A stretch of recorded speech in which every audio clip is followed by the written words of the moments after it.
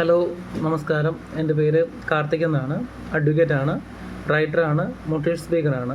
അപ്പോൾ നമ്മൾ ഇന്നൊരു ടോപ്പിക്ക് ഡിസ്കസ് ചെയ്യാനാണ് പോകുന്നത്. അപ്പോൾ ടോപ്പിക്കിൻ്റെ പേര് റാഗിങ് എന്നാണ്. എല്ലാവർക്കും റാഗിങ് എന്നാൽ ഒരു ഇതൊന്നും എല്ലാവർക്കും അറിയാം. കാരണം ഒരുപാട് വാർത്തകൾ കൂടെ നമ്മൾ ഒരുപാട് കേട്ടിട്ടുണ്ട്. വളരെ ലളിതമായിട്ട് പറഞ്ഞു കഴിഞ്ഞാൽ റാഗിങ് എന്താണെന്ന് പറഞ്ഞു കഴിഞ്ഞാൽ ഒരു വിദ്യാഭ്യാസ സ്ഥാപനത്തിൽ പുതിയതായിട്ട് വരുന്ന കുട്ടികളെ അല്ലെങ്കിൽ അവിടുത്തെ കുട്ടികളെ സീനിയേഴ്സോ ജൂനിയേഴ്സോ ആയിട്ടുള്ള കുട്ടികൾ അവരെ കൊണ്ട് മാനസികമായിട്ടും ശാരീരികമായിട്ടും ബുദ്ധിമുട്ടിക്കുന്ന ഒരു പ്രക്രിയയാണ് റാഗിങ് എന്ന് പറയുന്നത്. അപ്പോൾ റാഗിങ് നമ്മൾ ചിന്തിക്കാം, ഈ റാഗിങ് എന്നാൽ ഇന്ത്യയിൽ മാത്രം നിലനിൽക്കുന്ന ഒരു പ്രക്രിയയാണോ? അല്ല, ലോകത്ത് പല ഭാഗത്തും റാഗിങ് ഉണ്ട്. പല പേരുകളിലാണ് റാഗിങ്ങിനെ അറിയപ്പെടുന്നത് എന്നുള്ളതേ ഉള്ളൂ. ഇപ്പോൾ ഉദാഹരണം പറഞ്ഞു കഴിഞ്ഞാൽ നമുക്ക് UK നോക്കിക്കഴിഞ്ഞാൽ ഫാഗിങ് എന്നാണ് റാഗിങ്ങിനെ പറയുന്നത്. അതായത് FAGGING ഫാഗിങ് എന്നാണ് UK അറിയപ്പെടുന്നത്. ഹേസിങ് എന്നാണ് നോർത്ത് അമേരിക്കയിൽ ഈ പ്രക്രിയ അറിയപ്പെടുന്നത്. ഹേസിങ് എന്നാണ് HAZING ഹേസിങ് എന്നാണ് അറിയപ്പെടുന്നത്. അപ്പം നമുക്ക് തോന്നാം ഇത് വിദേശ രാജ്യങ്ങളിൽ ഇതിൻ്റെ പല പേരുകളാണ് നമ്മൾ മനസ്സിലാക്കിയിട്ടുണ്ട്. അപ്പോൾ ഇന്ത്യയിൽ നമുക്ക് ഈ റാഗിങ്ങിന് അതായത് കുറ്റകരമാണ് നമുക്കറിയാം. അപ്പോൾ ഇതിനെ തടയാൻ വേണ്ടിയിട്ട് എന്തെങ്കിലും നിയമ ഭേദഗതികൾ അല്ലെങ്കിൽ നിയമം ഉണ്ടോ എന്ന് ചോദിച്ചു കഴിഞ്ഞാൽ ഇന്ത്യയിൽ ആദ്യമായിട്ട് റാഗിങ്ങിനെതിരെ പ്രതികരിച്ച ഒരു സംസ്ഥാനം എന്ന് പറഞ്ഞാൽ തമിഴ്നാടാണ് ഇന്ത്യയിൽ റാഗിങ്ങിനെതിരെ ആദ്യമായിട്ടൊരു നിയമം പാസ്സാക്കിയത്. 1997 അവർ ആ നിയമം പാസ്സാക്കിയത്. അപ്പം അതിന് ഒരു കാരണമുണ്ട്. 1997 അവർ റാഗിങ്ങിനെതിരെ പ്രതിരോധിക്കാൻ ഒരു പ്രധാന കാരണം എന്ന് വെച്ച് കഴിഞ്ഞാൽ ഒരു മർഡറാണ്. ഒരു മരണമാണ് തമിഴ്നാടെന്നുള്ള സ്റ്റേറ്റിനെ കൊണ്ട് പെട്ടെന്നൊരു ആൻറ്റി റാഗിങ് ലെജിസ്ലേഷൻ പാസ്സാക്കാൻ പ്രേരിപ്പിച്ചത്. അത് പൊൻ നവരസു എന്ന് പറയുന്ന കുട്ടിയുടെ മരണമാണ്.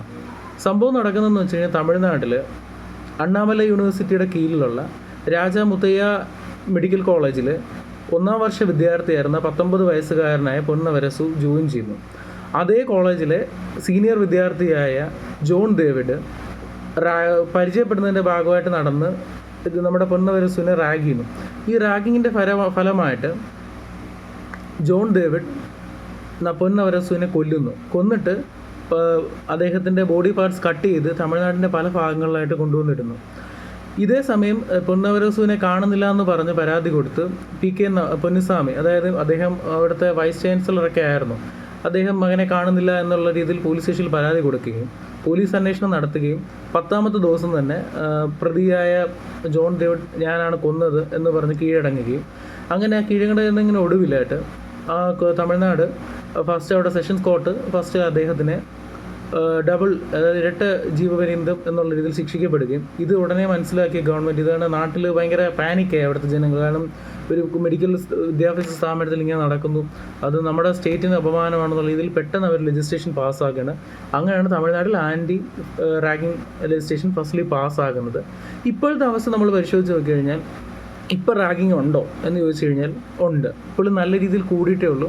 2021 ഒരു കണക്ക് പ്രകാരം 511 കേസുകളാണ് റിപ്പോർട്ട് ചെയ്തിട്ടുള്ളത്.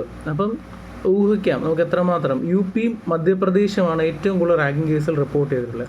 അതുപോലെ തന്നെ പ്രധാനമായിട്ടൊരു കാരണം ഇവിടെ നോക്കേണ്ടതെന്ന് വെച്ച് കഴിഞ്ഞാൽ അത് മെഡിക്കൽ ഫീൽഡിലാണ് കൂടുതലും റാഗിങ് കേസുകൾ റിപ്പോർട്ട് ചെയ്യുന്നത്.